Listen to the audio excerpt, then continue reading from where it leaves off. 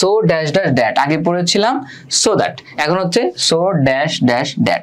তো so dash dash that দুই ধরনের হয়, একটা হচ্ছে পজিটিভ অর্থ দেয়, একটা হচ্ছে নেগেটিভ অর্থ দেয়। এটা হচ্ছে পজিটিভেরটা, নেগেটিভ যেটা অর্থ দেয় ওটা হচ্ছে আমাদের পরে রয়েছে, এটার পরে রয়েছে আমরা দেখবো। সো এখানে আমাদের বলছে সো ড্যাশ ড্যাশ দ্যাট, এটার অর্থ হচ্ছে এতই যে, এটা আমাদের একটু অর্থটা বুঝতে হবে, এটা হচ্ছে পজিটিভ অর্থ দিবে।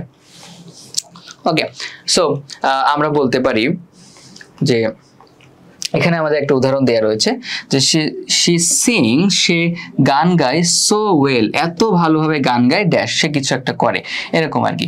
সো আমরা কখন বুঝবো যে আমাদের এখানে পজিটিভ অর্থ হবে? যখন আমরা দেখবো সো এর পরে এমন কোনো ওয়ার্ড রয়েছে যেটা হচ্ছে পজিটিভ ওয়ার্ড, হ্যাঁ পজিটিভ অর্থ দেয়। যেমন ওয়েল মানে কি ভালো, তার মানে কি এটা হচ্ছে আমাদের এই সো ড্যাশ ড্যাশ দ্যাট, এটা হচ্ছে আমাদের পজিটিভ অর্থ দিচ্ছে। এখানে আমাদের হচ্ছে পজিটিভটা নিয়ে করতে হবে, কারণ এখানে দেখো সো ড্যাশ দ্যাটের সম্পর্ক হচ্ছে ক্যান এবং কুডের সাথে, ক্যান এবং কুড নিতে হবে যখন পজিটিভ অর্থ দিবে।